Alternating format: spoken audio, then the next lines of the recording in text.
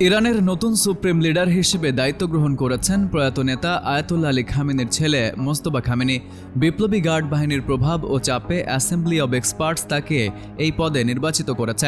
দীর্ঘ সময় ধরে পর্দার আড়ালে থেকে ইরানের ক্ষমতার কেন্দ্রবিন্দুতে সক্রিয় থাকা মোস্তফা খামেনি এখন দেশটির সর্বোচ্চ রাষ্ট্রীয় ও ধর্মীয় প্রধান।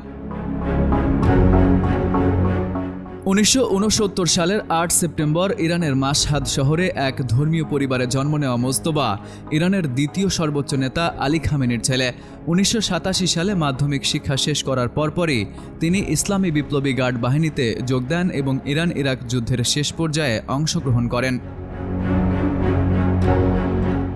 মোস্তফা খামেনি মূলত অফিস অব দ্য সুপ্রিম লিডারের একজন প্রভাবশালী নিয়ন্ত্রক হিসেবে পরিচিত। বাবার দপ্তরে কাজ করার সুবাদে তিনি সামরিক ও রাজনৈতিক ক্ষেত্রে শক্তিশালী যোগাযোগ গড়ে তোলেন। তাকে ইরানের ক্ষমতার অন্যতম কারিগর হিসেবে গণ্য করা হতো, তবে তার এই ক্ষমতায় আরোহণের বিষয়টি বিতর্কহীন ছিল না। 2005 ও 2009 সালের নির্বাচনে মাহমুদ আহমেদিনেজাদের বিজয়ে নেপথ্যে থেকে ভূমিকা রাখার অভিযোগ রয়েছে তার বিরুদ্ধে। এছাড়া 2009 সালের নির্বাচন পরবর্তী আন্দোলন এবং 2022 সালে জিনা মাসা আমিনের মৃত্যুর পর দেশব্যাপী চলা বিক্ষোভ দমনে নিরাপত্তা বাহিনীকে কঠোরভাবে পরিচালনার ক্ষেত্রে তার সরাসরি সম্পৃক্ততার কথা বিভিন্ন সময়ে গণমাধ্যমে উঠে এসেছে।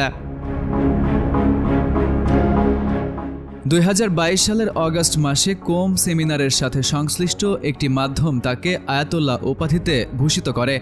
একজন ধর্মীয় নেতা হিসেবে যে ধরনের উচ্চতর পাণ্ডিত্য ও গ্রহণযোগ্যতার প্রয়োজন হয় তা না থাকা সত্ত্বেও এই উপাধি ব্যবহার তার উত্তরসূরি হওয়ার পূর্বপ্রস্তুতি হিসেবে বিবেচিত হয়েছিল। বর্তমানে 56 বছর বয়সী মোস্তফা খামেনি এমন এক সময়ে দায়িত্ব নিলেন যখন ইরান গভীর ভূ-রাজনৈতিক সংকটের মধ্য দিয়ে যাচ্ছে।